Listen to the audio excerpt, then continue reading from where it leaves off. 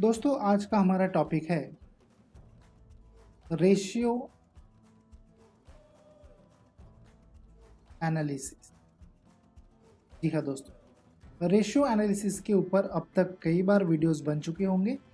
मेरे ख्याल से शायद आप लोगों ने रेशियो एनालिसिस के कुछ वीडियोस भी देखे होंगे और मेरे ख्याल से शायद आप लोग रेशियो एनालिसिस के बारे में थोड़ा बहुत भी जानते तो होंगे ही। चलिए दोस्तों, आज की वीडियो में हम इस टॉपिक के ऊपर ही बात करेंगे, रेशियो एनालिसिस। तो दोस्तों, रेशियो एनालिसिस होता क्या है? तो रेशियो एनालिसिस एक बहुत ही इम्पोर्टेंट टर्म है जो एनालिसिस करती है हमारे फाइनेंशियल स्टेटमेंट्स को। जी हाँ दोस्तों, फाइनेंशियल स्टेटमेंट्स को यदि अगर हमें एनालिसिस करना है, फाइनेंशियल स्टेटमेंट्स में क्या डिफरेंस है, क्या डिफरेंस नहीं है, ये निकालना यदि अगर हमें है तो हमें रेशियो का सहारा लेना बहुत ज़रूरी बन जाता है। यदि अगर यहाँ पर फाइनेंशियल स्टेटमेंट आप लोगों को नहीं मालूम है तो मैं यहाँ पर फाइनेंशियल स्टेटमेंट के बारे में सिर्फ दो बातें बताऊंगा। एक तो हमारी इंपॉर्टेंट फाइनेंशियल स्टेटमेंट होती है प्रॉफिट एंड लॉस अकाउंट, और दूसरी होती है दोस्तों बैलेंस शीट, जो आप लोगों को 101% मालूम होगी। तीसरी यदि अगर यहाँ पर हम बात करें तो वो होती है कैश फ्लो स्टेटमेंट, और यदि अगर हम इम्पोर्टेंट वाली बात करेंगे दूसरी होती है हमारी फंड फ्लो स्टेटमेंट। दोस्तों, इनके अलावा भी हमारे पास फाइनेंशियल स्टेटमेंट होती है जो इम्पोर्टेंट होती है एज अ रेशियो एनालिसिस के तौर तरीके के ऊपर। तो वो कौन सी होती है? जी हाँ दोस्तों, यहाँ पर मैं क्वेश्चन टैग कर देता हूँ। ठीक है, वो कौन सी होती है दोस्तों? तो आप कृपया करके कमेंट बॉक्स में हमें बता सकते हैं। तो दोस्तों, मैं ये बात कर रहा था कि ratio analysis is an important tool for analyzing financial statement. तो फाइनेंशियल स्टेटमेंट्स के लिए हमें रेशियो एनालिसिस करना होता है। Now ratio analysis is based on different ratios. जी हाँ दोस्तों, यदि अगर हम यहाँ पर बात करें तो रेशियो एनालिसिस क्या होता है, हमने देखा कि ये फाइनेंशियल स्टेटमेंट्स में का जो डिफरेंस होगा वो डिफरेंस निकालने के लिए रेशियो एनालिसिस हमारे लिए बहुत इंपॉर्टेंट बन जाता है। But now the ratio analysis is based on a different ratios. Different ratio होते हैं दोस्तों। जैसे ही आप लोग यहाँ पर देख रहे हो दोस्तों, फाइनेंशियल स्टेटमेंट डिफरेंट है। प्रॉफिट एंड लॉस अकाउंट अलग है, बैलेंस शीट अलग है, कैश फ्लो स्टेटमेंट अलग है, फंड फ्लो स्टेटमेंट्स अलग है। ये जो फाइनेंशियल स्टेटमेंट होती है ये हमारे फाइनेंशियल पोजीशन को दिखाती है, बिजनेस की पोजीशंस को दिखाती है दोस्तों। दैट्स वाई बिजनेस की पोजीशन एक्यूरेट देखने के लिए हम लोग क्या कैलकुलेट करते हैं? रेशियो एनालिसिस कैलकुलेट करते हैं दोस्तों। इतना तो भाई उम्मीद है कि आप लोगों को समझ में आ गया। तो हम ये बात कर रहे थे कि ratio analysis is based on a different ratio which are calculated from the accounting data contain in the financial statement. ये जो डिफरेंट रेशियोज होते हैं, ये डिफरेंट रेशियोज हम कैसे कैलकुलेट करते हैं? How to be calculated? By the help of these financial statements data, by the help of these financial statements data, and that's why the reason is to be there different ratios are used for different problems। क्या दोस्तों, different ratios हम calculate करते हैं different problems के लिए business में। यदि अगर हम यहाँ पर बात करें तो मैनेजमेंट के लिए हम अलग रेशियोज निकालते हैं, क्रेडिटर्स के लिए हम अलग रेशियोज निकालते हैं, राइट। उसके बाद में शेयर होल्डर्स के लिए हम अलग रेशियोज निकालते हैं, गवर्नमेंट को पोजीशन दिखाने के लिए हम अलग रेशियोज निकालते हैं। तो these all the concluded into the one thing which should be called as a analysis, और इसी को हम दोस्तों कहते हैं रेशियो एनालिसिस। दोस्तों, मैं उम्मीद करूंगा कि आपको ये चीज़ समझ में आ गई होगी कि हम रेशियो एनालिसिस क्यों करते हैं एंड किस वजह से हम रेशियो एनालिसिस करते हैं और कहाँ से हम डेटा लेते हैं दोस्तों। चलिए अभी नेक्स्ट स्टेप हम यहाँ पर पढ़ लेते हैं रेशियो एनालिसिस के संदर्भ में ही। दोस्तों, यदि अगर अब तक आपने हमारे बाकी वीडियोस को नहीं देखा होगा तो प्लीज़ कृपया डिस्क्रिप्शन बॉक्स में मैंने लिंक दे दी है, आप वहाँ से वो वीडियोस देख सकते हैं। चलिए दोस्तों, अब हम पढ़ लेते हैं आगे what is exactly ratio, exactly ratio होता क्या है, तो इसके बारे में हम पढ़ेंगे। देखिए दोस्तों, कुछ पॉइंट्स यहाँ पर बता रहा हूँ, ध्यान दीजिए। The ratio refers to the numerical relationship between two variables. It's what, numerical. जी हाँ दोस्तों, न्यूमेरिकल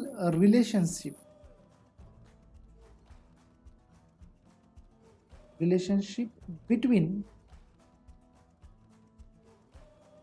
टू वेरिएबल्स। ये एक तरीके की न्यूमेरिकल रिलेशनशिप होती है दो वेरिएबल्स के बीच में। Okay, the relationship between two figures can be established on the basis of some logical methods. यहाँ पर हम कुछ लॉजिकल मेथड का इस्तेमाल करते हैं, लॉजिकल मेथड्स का इस्तेमाल करते हैं दोस्तों। अभी आप लोग बोलेंगे सर कौन सी लॉजिकल मेथड्स, तो दोस्तों जब हम रेशियो कैलकुलेट करेंगे तब मैं आपको वन बाय वन वैसे मेथड्स के बारे में बताते जाऊंगा। नाउ नेक्स्ट वन, यदि अगर हम बात यहाँ पर करें तो ratio is an assessment of one number in relation to the other number. So ये एक तरीके का क्या होता है, असेसमेंट होता है दोस्तों। क्या होता है, एक तरीके का असेसमेंट होता है, एनालिसिस होता है। तो ये होता है रेशो। और इस रेशो को हम कैसे एक्सप्रेस करते हैं दोस्तों, how to express this ratio, express कैसे करते हैं, तो मेरे ख्याल से शायद आप लोगों को मालूम होगा। एक्सप्रेस करने के लिए हमारे पास में यहाँ पर तीन टर्म होते हैं रेशो को। एक तो हम रेट में इसको एक्सप्रेस करते हैं, एक तो हम इसको प्रोपोर्शनेट में एक्सप्रेस करते हैं, दूसरा हम इसको परसेंटेज में भी एक्सप्रेस करते हैं दोस्तों मैं उम्मीद करता हूँ कि आपको ये चीज़ समझ में आ रही होगी। चलिए मैं फिर से आप लोगों को यहाँ पर बता दूँ। तो रेशियो क्या होता है, ratio is N numerical relationship between two variables. दो वेरिएबल्स के बीच में जो न्यूमेरिकल रिलेशनशिप हम दिखा रहे हैं उस चीज़ को हम कहेंगे रेशियो। और यहाँ पर हम कुछ लॉजिकल मेथड्स का भी इस्तेमाल करते हैं कई बार। और यदि अगर तीसरी हम बात यहाँ पर करें तो रेशियो क्या होता है, एक तरीके का असेसमेंट होता है या फिर एक तरीके का एनालिसिस होता है। और रेशियो को हम कैसे एक्सप्रेस करते हैं, कैसे दिखा पाते हैं हम रेशियो को, तो रेट के माध्यम से दिखा पाते हैं, प्रोपोर्शनेट के माध्यम से दिखा पाते हैं और परसेंटेज के माध्यम से दोस्तों दिखा पाते हैं। तो ये कुछ तरीके का दोस्तों ऐसा रेशियो होता है। मैं उम्मीद करता हूँ दोस्तों मैं आपको ठीक तरीके से समझा पा रहा हूँ। यदि अगर हाँ तो एक सिंपल सा लाइक जरूर दोस्तों इस वीडियो को कर दें ताकि और भी दोस्त इस वीडियो को देख पाए दोस्तों। जी हाँ, तो चलिए दोस्तों अभी हम देख लेते हैं importance and limitations of ratio. तो दोस्तों यहाँ पर नंबर फर्स्ट इम्पोर्टेंट यदि अगर मैं बात करूँ तो ये मेज़र करता है, रेशियो क्या मेज़र करता है, मेज़र करता है दोस्तों जनरल इफिशियंसी। जनरल इफिशियंसी निकालने के लिए हम रेशियो की सहायता लेते हैं, ये इम्पोर्टेंस हम बता सकते हैं यहाँ। यदि अगर दूसरा मैं यहाँ पर बात करूँ दोस्तों तो फाइनेंशियल, ध्यान दीजिए दोस्तों, फाइनेंशियल फोरकास्टिंग। जी हाँ दोस्तों, फाइनेंशियल फोरकास्टिंग के लिए भी रेशियो बहुत इंपॉर्टेंट बन जाता है। तीसरा यदि अगर मैं यहाँ पर बात करूँ तो ये टू टेस्ट अ प्रॉफिटेबिलिटी। यदि अगर यहाँ पर हम बात करें टू टेस्ट प्रॉफिटेबिलिटी। जी हाँ दोस्तों, प्रॉफिटेबिलिटी देखने के लिए, प्रॉफिटेबिलिटी को टेस्ट करने के लिए, प्रॉफिटेबिलिटी एग्जैक्टली कैलकुलेट करने के लिए रेशियो हमारे लिए इम्पोर्टेंट बन जाता है। नेक्स्ट यदि अगर हम बात करेंगे टू टेस्ट सॉल्वेंसी पोजीशन।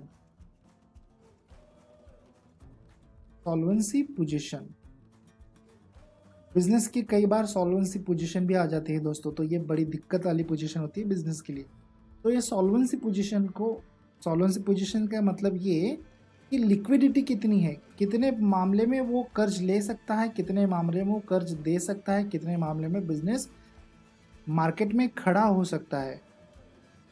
तो ये सॉल्वेंसी पोजीशन का सीधे सीधे मीनिंग होता है। जब हम सॉल्वेंसी रेशियो पढ़ेंगे दोस्तों तब मैं आपको एग्जैक्टली इसके बारे में बता दूंगा, बट ना फिलहाल अभी इतना ही समझ लीजिए कि इंपॉर्टेंस होते हैं इसके लिए to test the solvency position of the any business. Number 5 यदि अगर हम यहाँ पर बात करें तो नंबर 5 हमारा जो सबसे अच्छा सब्जेक्ट है वो सब्जेक्ट का यहाँ पर पॉइंट आता है जो है act as a good communication. Act as a good communication. क्या दोस्तों, एक अच्छा तरीके का कम्युनिकेशन के लिए हमें अच्छे तरीके के रेशियोज निकालने होंगे। Why the reason is behind to that this particular point as importance in to the ratios. We know that wherever we have to calculate ratios in the behalf of the management, in the behalf of the creditors, in the behalf of the money lenders and the investors.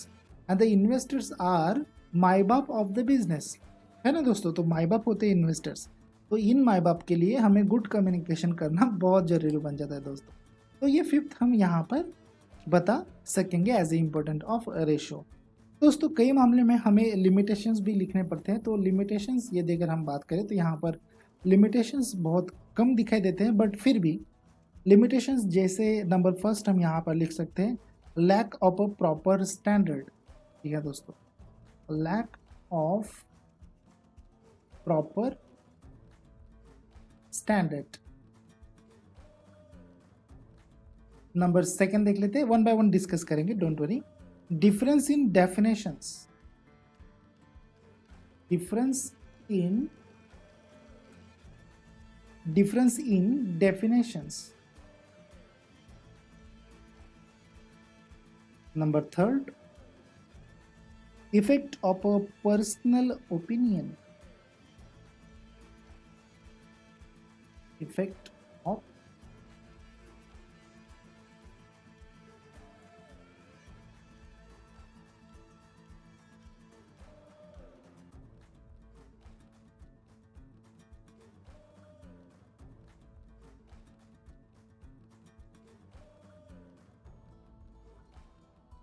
Next देखेंगे number 4 वाला point, ratios are computed on the basis of a past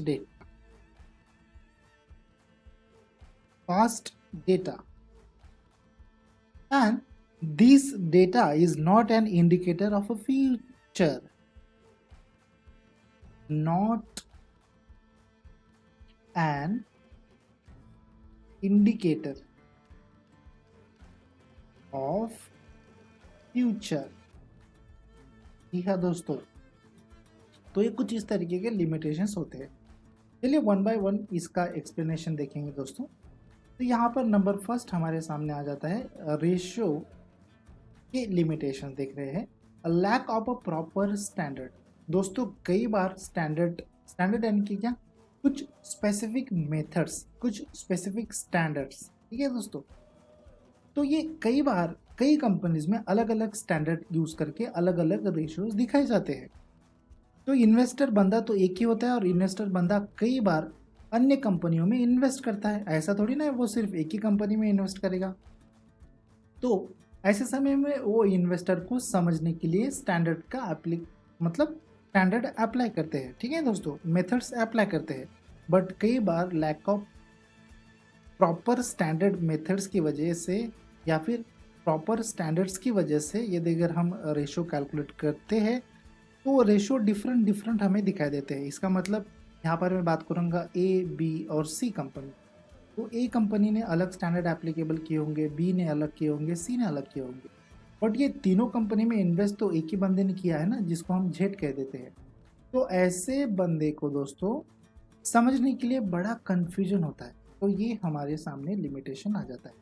number next देखते हैं, difference in definitions. ठीक है दोस्तों, कई बार ratio के नाम सेम हो सकते हैं बट नाउ डेफिनेशंस अलग अलग हो सकती है। तो ये एक तरीके का लिमिटेशन हमें दिखाई देता है। नंबर 3 के ऊपर जाएंगे, effect of a personal opinion. Personal opinions का इफेक्ट हमें वहाँ पर दिखाई देता है। लेट मी एज्यूम दैट यदि अगर हम यहाँ पर बात करें तो ए कंपनी और बी कंपनी ए कंपनी को यदि अगर टेक ओवर करना चाहती है, मैं बात कर रहा हूँ दोस्तों, ध्यान दीजिए, बी कंपनी ए कंपनी को यदि अगर टेक ओवर करना चाहती है तो वो कई मामले में, ठीक है, कई मामले में मैं बात कर रहा हूँ दोस्तों, ऐसा नहीं है कि हर टाइम होता है, कई मामले में ऐसा दिखाया जाता है कि बी कंपनी की सॉल्वेंसी पोजीशन जो है वो स्ट्रांग है। तो यहाँ पर दोस्तों ये क्या हो गया, एक पर्सनल ओपिनियन हो गया। अब ये सॉल्वेंसी पोजीशन यदि अगर स्ट्रांग है तो यहाँ पर इन्वेस्टर्स क्या करेंगे, ज़्यादा पैसा इन्वेस्ट करेंगे, राइट। क्रेडिटर्स यहाँ पर खुश दिखाई देंगे। तो क्रेडिटर और इन्वेस्टर्स यदि अगर यहाँ पर ज़्यादा पैसा लगा रहे हैं तो उनका पर्सनल ओपिनियन कैसा बन जाएगा कंपनी के मामले में, अच्छा वाला बन जाएगा, स्टार वाला बन जाएगा। तो this is under cover into the limitation. मैं उम्मीद करता हूँ दोस्तों आपको ठीक से मैं समझा पा रहा हूँ। नंबर 4 के ऊपर जाएंगे, पास्ट डेटा। जी हाँ दोस्तों, जो भी हम रेशियो कैलकुलेट करते हैं वो रेशियो लास्ट ईयर के फाइनेंशियल स्टेटमेंट्स के आधार के ऊपर ही हम कैलकुलेट करते हैं दोस्तों, ना कि करंट भी हम कह सकते हैं, बट वो कैसे होगा करंट, यदि अगर हम आज रेशियो कैलकुलेट कर रहे हैं, ठीक है, बट डेटा तो कल का रेफर कर रहे हैं ना दोस्तों, सो दैट्स वाई कल का डेटा यदि अगर हम आज रेफर करते हैं तो ये हमारे लिए अच्छा इंडिकेटर नहीं है एज अ फ्यूचर के मामले में अच्छे इंडिकेटर्स नहीं है। बट जैसा कि हमने यहाँ पर माफ़ कीजिए, हमने यहाँ पर इम्पोर्टेंस में नहीं कहा था, जैसा कि हमने आपको लास्ट पॉइंट में कहा था कि ये एक एनालिसिस है, ठीक है, ये क्या है दोस्तों, एनालिसिस है। अभी एक 5-10 मिनट पीछे चले जाइए वीडियो में, तब हमने कहा था ये एक तरीके का एनालिसिस है। यहाँ पर हम लॉजिकल मेथड्स को यूज़ करते हैं। क्या यूज़ करते हैं दोस्तों, लॉजिकल मेथड्स को यूज़ करते हैं। तो ऐसे समय में दोस्तों ये हमें लिमिटेशंस तो दिखाई दे रहा है, अच्छी बात है, कोई बड़ी बात नहीं है, ठीक है, बट नाउ इंडिकेटर फ्यूचर के लिए हमें एनालिसिस करना होता है एज अ लॉजिकल मेथड्स, और वहाँ से हम ये लॉजिक लगाकर चल सकते हैं कि हमारी जो कंपनी है या फिर जिस कंपनी के लिए हम रेशियो कैलकुलेट कर रहे हैं, बिजनेस के लिए रेशियोज कैलकुलेट कर रहे हैं, वो कंपनी आगे जाकर फ्यूचर में ऐसा ग्रोथ हमें दिखाई देगा, बढ़ता हुआ ग्रोथ, ठीक है, ना कि डाउन ग्रोथ। ये देखा डाउन ग्रोथ दिखता है दोस्तों, तो ऐसे समय में इन्वेस्टर्स भाग जाएंगे, ठीक है, भाग जाएंगे मतलब क्या, तो ऐसे समय में इन्वेस्टर्स इन्वेस्ट नहीं करेंगे। दोस्तों उम्मीद करता हूँ ये इम्पोर्टेंस, लिमिटेशंस और रेशियो के बारे में मैं आप लोगों को ठीक से बता पाया हूँ दोस्तों। चलिए नेक्स्ट टॉपिक पढ़ लेते हैं। यहाँ पर नेक्स्ट टॉपिक भी बहुत इम्पोर्टेंट है, हालांकि वीडियो थोड़ा सा लंबा हो सकता है, बट आप यहाँ पर बने रहेंगे। ओके दोस्तों, चलिए अब यहाँ पर देख लेते हैं, इंटरेस्टेड पार्टीज और अ पर्सन्स इन रेशियोज। अब कौन से पार्टीज कौन से रेशियोज में इंटरेस्ट दिखाती है। तो नंबर पहला पॉइंट हम यहाँ पर लेंगे, मैनेजमेंट। मैनेजमेंट के लिए कौन से रेशियोज इंपॉर्टेंट होते हैं और किन रेशियो में मैनेजमेंट इंटरेस्ट दिखाती है। तो दोस्तों इसमें पहला रेशियो आ जाता है ऑपरेटिंग रेशियो। ऑपरेटिंग रेशियो, सब रेशियो हम 1 बाय 1 दोस्तों ठीक से पढ़ेंगे। आप अगले वीडियोस भी देखिए, उन वीडियोस में मैं 1 बाय 1 रेशियो पढ़ाने जा रहा हूँ या फिर पढ़ा चुका होगा दोस्तों। तो नेक्स्ट रेशियो यहाँ पर हमें दिखाई देता है दोस्तों, return on capital employ. Return on capital employed ratio. Number 3 यहाँ पर हमें दिखाई देता है stock turnover ratio. Stock turnover ratio.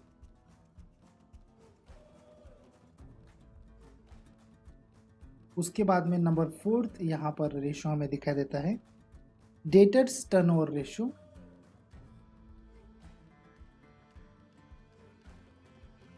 Turnover ratio. Number 5 solvency ratio.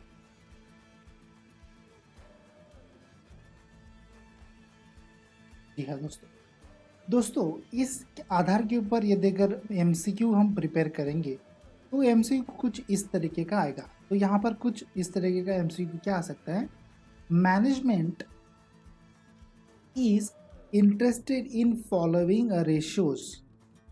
So what is the answer where? The answer where is operating ratio, return on capital employed ratio, stock turnover ratio, debtors turnover ratio, solvency ratio. So these are the ratios where management are interested.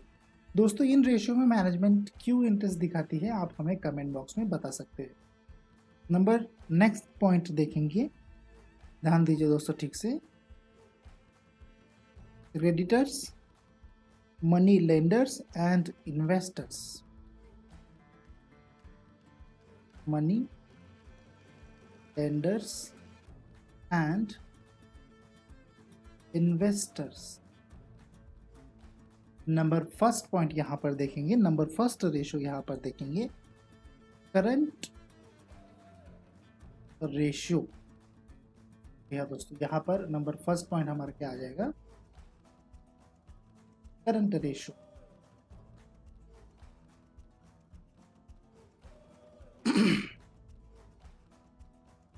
Current ratio.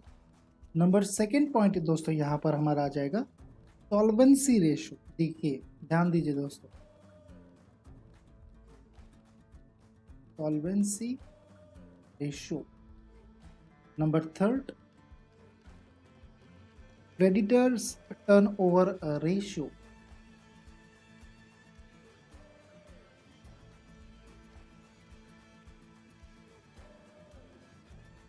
creditors turnover ratio। number 4 fixed asset ratio। fixed asset ratio।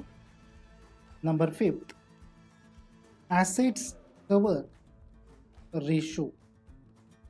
assets cover ratio। number next interest cover or debt service ratio। debt service ratio इसको हम कह सकते हैं। अब बहुत ही लंबा चौड़ा नाम है बट वो हम यहाँ पर नहीं लेंगे। तो कुछ इस तरीके की ये रेशियोज होते हैं और जिनमें इंटरेस्टेड होता है मैनेजमेंट का और क्रेडिटर्स, मनी लेंडर्स और इन्वेस्टर्स का। दोस्तों मैं उम्मीद करता हूँ दोस्तों आपको ये समझ में आ रहा होगा। चलिए यहाँ पर हम वन बाय वन फिर से पढ़ेंगे। मैनेजमेंट, जी हाँ दोस्तों, इसको हम ठीक से अंडरलाइन कर देते हैं, शायद आपको ये दिखाई देगा। ऐसे भी दिखाई दे रहा है सर, है ना? ऐसे नहीं कि नहीं दिखाई दे रहा है।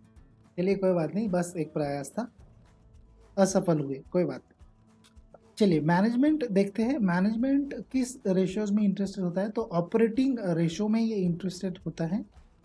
रिटर्न ऑन कैपिटल एम्प्लॉयड में ये इंटरेस्टेड होता है। स्टॉक टर्नओवर रेशियो में इंटरेस्टेड होता है।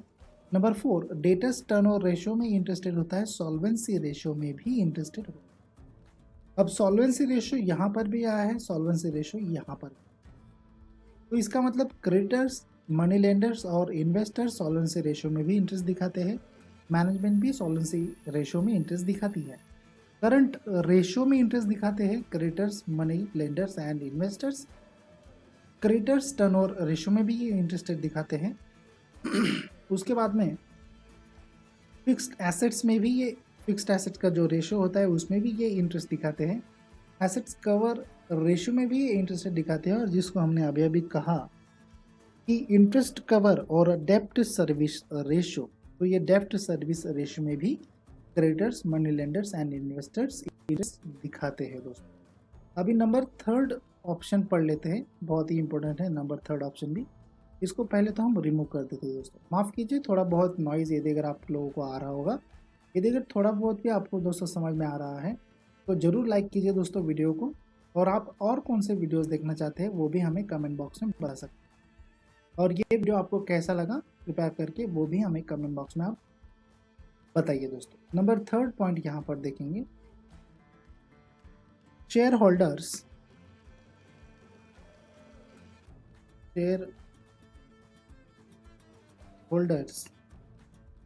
क्रेडिटर्स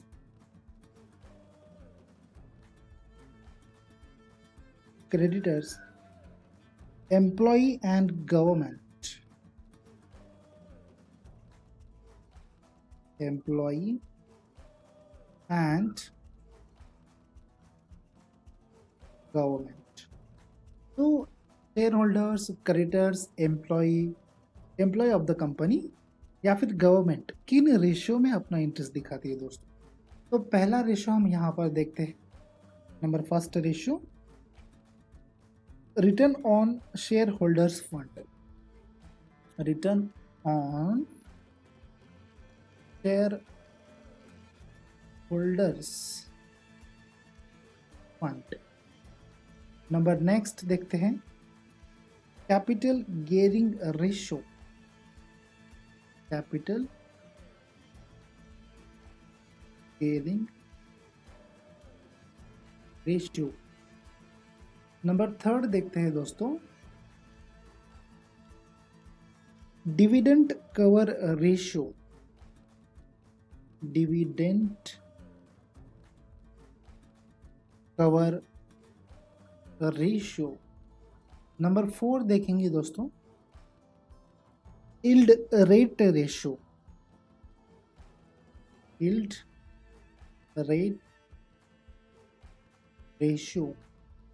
नंबर 5 देखेंगे, proprietary ratio,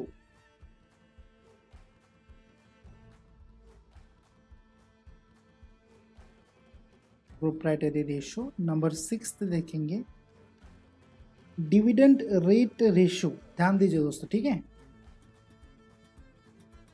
dividend rate ratio. और लास्ट वन देखेंगे number 7, assets cover of share ratio, assets cover of share. दोस्तों ये कुछ रेशियोज थे जहां पर जहां पर इंटरेस्ट दिखाते हैं। कौन इंटरेस्ट दिखाते हैं? हमारे शेयर होल्डर्स, हमारे क्रेडिटर्स और हमारे employ and government. Return on share holders fund, capital gearing ratio, dividend cover ratio, yield rate ratio, proprietary ratio, dividend rate ratio. देखिए दोस्तों, यहाँ पर 2 रेशियोज है, एक तो है डिविडेंड कवर रेशियो, दूसरा है dividend rate ratio. And number 7, assets cover of share ratio. So these are the ratio where shareholders, creditors and employee and also the government has interested.